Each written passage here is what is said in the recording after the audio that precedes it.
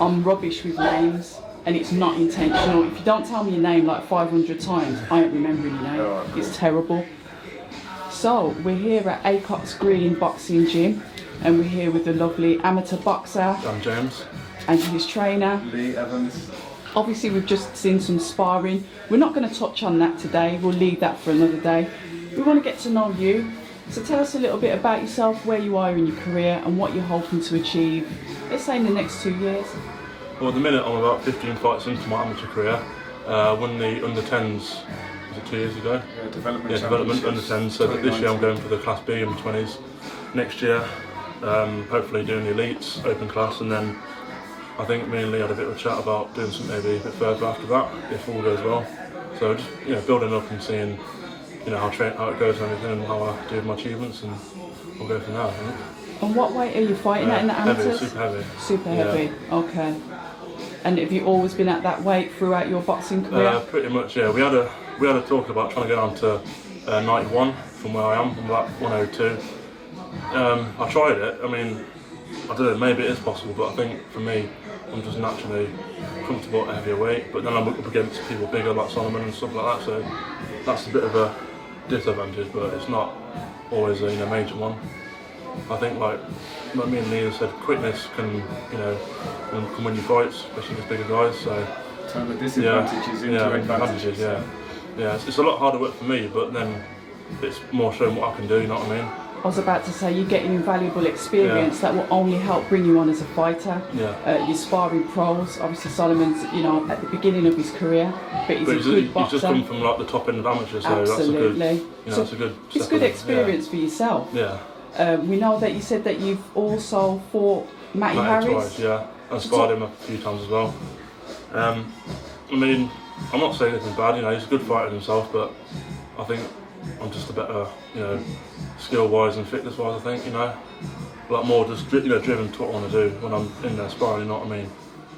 I just listen to what Lee says and I put it into use. Lee, talk to us about your relationship. Obviously, how you met your fighter. How did it all start? Well, we opened a gym in Rugby, so Bakehouse. That's my gym, and then Dan come down, and it was kind of the big lad walking around the gym, but no disrespect, he'll probably say it wasn't natural to him. He was naturally athletic, but he's definitely got where he's got through sheer hard work and determination. I said we train 3 times a week. He's there 3 times a week and has been for 5 years or whatever it has been, 6 years, and just reaping the rewards, man. He's doing good. So you're going to follow him all the way through? I mean, eventually, I know we didn't touch on that. Are you looking at the Olympics or pro? Well, if it comes, yeah. But then obviously, I think if I go pro, I could come back to Lee. Obviously, back to my home gym and that, because Lee, I think, in his knowledge, he knows what's best, like compared to other coaches I've seen, and that's worked for me. You know what I mean? What works for other people might not work for me, but I think Lee, like with his students, he finds what works for them. So I think that's why it's best to do it with Lee. So how long have you been working together as trainer and fighter? About 5 years. Yeah. So you know you're a fighter? Yeah, well, from the first amateur fight till now, so I know him inside out really. I probably know his boxing better than he knows himself. I think so. Yeah. So his style of fighting then? We saw what you can do in there. I'd say that you like to get inside. Well, you're a touch, get inside. I think it's a bit of both. Like against taller opponents, I can box on the outside, but then it's just going to be like jabbing for 5-6 rounds. I think when I'm inside and throwing 4 or 5 punches, that's when like the quickness sort of like shocks me. You know what I mean? That's where I work better, my fitness and stuff. So you're someone that would say operates on speed? Yeah, I think so. Yeah. And how have you been influencing that? Because obviously the trainer's there. Obviously, fighter would have studied developing his own style. Yeah. But as an influence, as a trainer, it's been with him from his first amateur fight. What style have you helped him develop?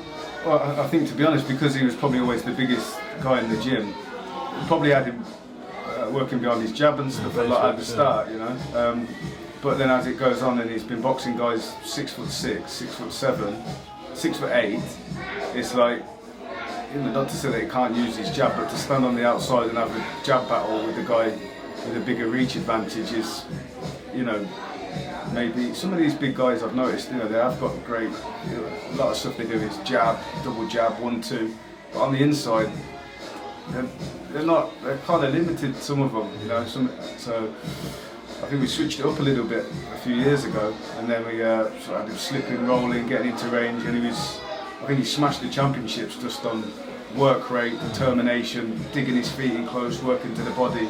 And yeah, I think it won him the championships, you know. So. Yeah, I'd say that you do like to get into range. I think today it could have gone a bit better, but it's still a good experience for me, you know, against Solomon, I think. Absolutely. Are you going to be sparring again, do you think? Well, if it's available, then yeah, I'll take it. I'll take the opportunity, yeah.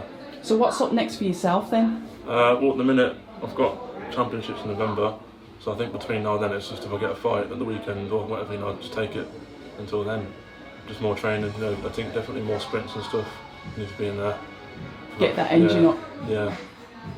So, moving forward then, what would you like to see your fighter do? Would you like to see him go into the Olympics or turn over pro? What's in your mind as a trainer for him, and can you follow him? Have you got your pro licence to follow him in his journey? Yeah. Or are you going to have to say, oh, I've done all this work for you, there you go, off you go to a pro coach, bye. Yeah. I've done my pro licence about 6 years ago. Clever. So, yeah. So I'm ready for whatever, really.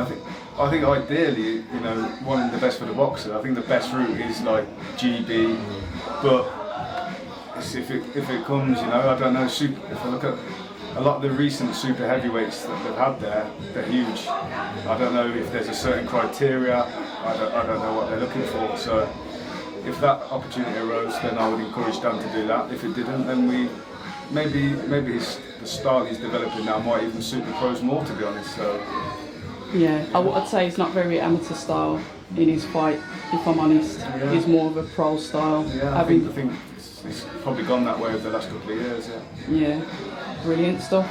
Gentlemen, I said I'd keep this brief, because obviously we don't talk about sparring, because what happens in sparring stays in sparring. It was lovely to see you work. I can see that you're going to go places. It was good to see that. I like watching it anyway. Lovely to meet you. Do you want to shout out your sponsors or your gym, and how our viewers can find you on social media?